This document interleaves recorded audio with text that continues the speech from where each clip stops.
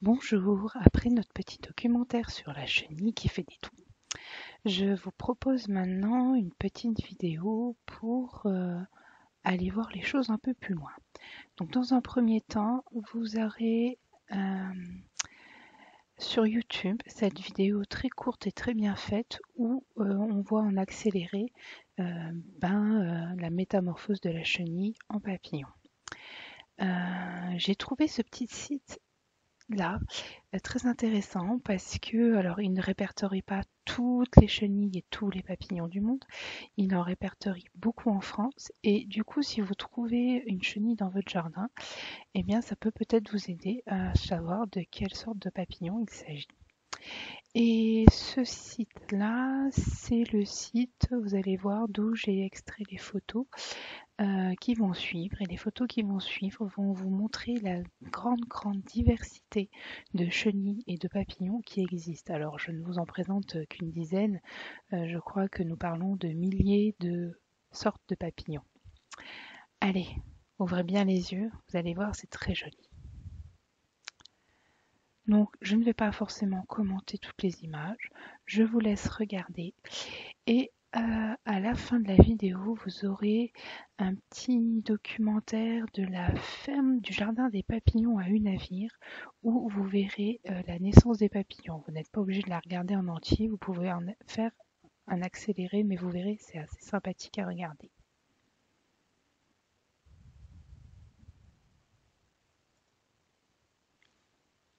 Je vous enverrai aussi ce document en version PDF, comme ça vous pourrez le consulter en toute tranquillité. Et vous pourriez remarquer donc l'immense diversité de nos chenilles et de nos papillons. C'est assez interloquant. Regardez celui-là, cette chenille-là, elle fait un camouflage en forme de serpent pour très certainement effrayer les oiseaux pour ne pas se faire manger. Astucieux, hein?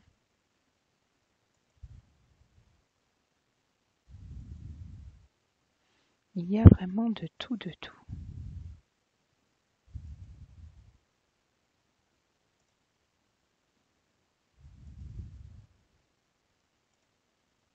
Voilà, donc là nous arrivons sur la vidéo qui a été faite donc au jardin des papillons à Unavir en Alsace. Vous voyez derrière le monsieur, tout ça ce sont des chrysalides accrochées parce que c'est l'endroit où eux au jardin ils font naître les papillons. Donc la vidéo fait à peu près 15 minutes, elle est longue, donc vous pouvez largement accélérer certaines parties, mais c'est intéressant parce que on voit vraiment les papillons sortir de leur chrysalide et aussi l'étape où ils déplient leurs ailes. Allez, c'est parti. Bonjour, vous êtes au jardin des papillons exotiques vivants de Unavir. Unavir se trouvant au centre Alsace sur la route des vins entre Riquewihr et Ribeauvillé. Nos visiteurs font une expérience inédite en se promenant parmi des centaines de papillons exotiques vivants et une flore luxuriante. Nous nous trouvons ici devant notre éclosoir. C'est là que naissent tous les jours des dizaines de papillons exotiques qui éclosent et qui sortent de leur chrysalide. Voilà, toute une série de papillons qui viennent de naître. D'autres, comme ceux-ci, vont naître dans le quart d'heure ou dans la demi-heure à venir. En voilà un qui vient de sortir. Voilà. Donc il a les ailes complètement fripées et ratatinées, car elles étaient pliées à l'intérieur de la chrysalide. Il est en train de les gonfler. Une fois que les ailes sont suffisamment gonflées, sèches et que le papillon vient vers la vitrine, nous ouvrons celle-ci et le papillon peut prendre son premier vol de la journée. Ce qui est impératif, c'est que les papillons naissent absolument le matin, parce que le papillon doit absolument se nourrir le jour de sa naissance pour que le système de nutrition se mette en route. Un papillon qui naît en fin d'après-midi n'a pas les ailes suffisamment sèches et développées et ne pourra donc pas se nourrir le jour de sa naissance et malheureusement mourra dans les jours à venir car son système de nutrition ne s'est pas mis en route. Vous pouvez voir également que ces chrysalides sont de différentes tailles, de différentes couleurs, de différentes structures. Certaines ressemblent à une feuille, comme celle-ci, d'autres à un bout de bois, parce que dans la nature, il faut absolument que la chrysalide disparaisse de la vue des prédateurs. Un papillon, s'il se fait attaquer par un oiseau, par une souris ou par une araignée, s'envolera et sera quitte pour vivre sa petite vie de papillon. Une chenille se fait croquer par un oiseau, aura peut-être le temps de s'enfuir. Une chrysalide, elle, est fixée sur la végétation à l'envers d'une plante, malheureusement ne peut pas ni fuir ni s'envoler et sera la proie du premier prédateur qui la rencontre. C'est la raison pour laquelle toutes ces couleurs sont des couleurs mimétiques et ainsi disparaissent dans la nature parmi les feuilles, parmi les fleurs ou parmi les feuilles sèches ou les branches. Certaines chrysalides, comme celle-ci, ont des points dorés. Alors on se dira pourquoi est-ce que des chrysalides ont des points dorés. C'est que pour mieux se camoufler, ces points dorés représentent la lumière qui traverse la végétation. Voilà un papillon en train de naître. Il a poussé son petit couvercle de la chrysalide avec ses pattes et sort de celle-ci, s'accrochera après la chrysalide et d'ici 2 heures pourra prendre son premier envol. Vous voyez bien que les ailes sont complètement fripées, complètement plissées. Il a déjà déroulé ses antennes, ses pattes avant et sa trompe. Maintenant, il va gonfler ses ailes de sang et d'hémolymphe. Vous en avez un autre ici qui vient de naître également, qui vient de sortir de sa chrysalide. Le public, nos visiteurs, peut assister à la naissance en direct de nos papillons le matin et ceci jusqu'à 15 h l'après-midi. En principe, après 15 h, il n'y a plus de naissance, les naissances sont terminées. Après, ce n'est que les envols des papillons auxquels le public peut prendre part entre 14 h et 16 h de l'après-midi. Quand est-ce qu'un papillon va naître? On voit ici, par exemple, des chrysalides qui sont vertes, comme celle-ci. Ça, c'est un papillon qui n'est pas encore mûr. Et à côté, des chrysalides où l'on voit déjà par transparence le dessin de leurs ailes. On le voit très bien, par exemple, ici. On voit très bien déjà les ailes qui sont plissées à l'intérieur de la chrysalide. Et juste avant de naître, le papillon émet un petit liquide qui ramollit l'enveloppe de sa chrysalide. Et c'est là qu'on sait que la naissance, on a le même problème, le même cas de figure là. On voit déjà très bien les dessins des ailes par transparence encore à l'intérieur de la chrysalide.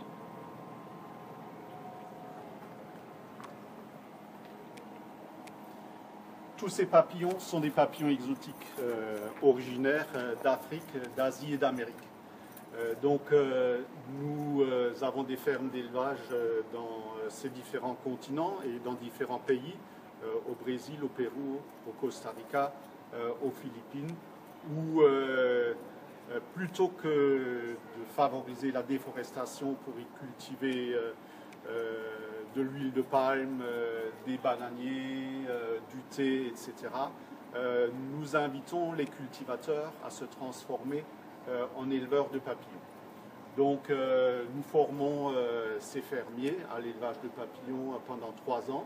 Après cela, ce sont des gens qui deviennent indépendants et notre association dans laquelle nous faisons partie rachète toutes les chrysalides à ces fermiers qui ainsi ont un niveau de vie supérieur et qui peuvent développer d'autres aspects de protection dans leur pays d'origine plutôt que de tout raser, de planter des bananiers ou des théiers qui, après 5 ou 10 ans, rendent la terre stérile. La durée de vie du papillon, elle est très courte, elle est éphémère. Elle dure 10 à 15 jours, 10 à 15 jours en moyenne dans la nature, un peu plus chez nous parce qu'il n'y a pas de prédateurs et que nos papillons meurent de leur belle mort, si on peut appeler cela ainsi, après tout 15 jours.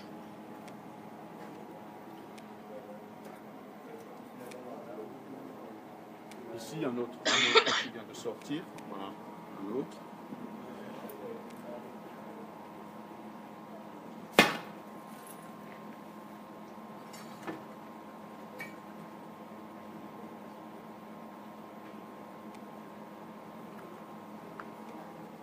Donc on peut imaginer combien les ailes de ce papillon devaient être pliées pour tenir dans cette petite chrysalide-là. Il aura passé 15 jours à 3 semaines sous cette forme-là, alors qu'avant il était chenille pendant 10 ou 12 jours avant de se transformer en chrysalide.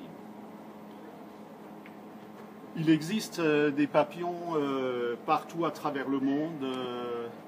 Et les plus grands papillons sont, eux, originaires des pays tropicaux, alors que les papillons des pays nordiques, bien entendu, sont beaucoup plus petits, car l'énergie nécessaire à leur survie est très réduite.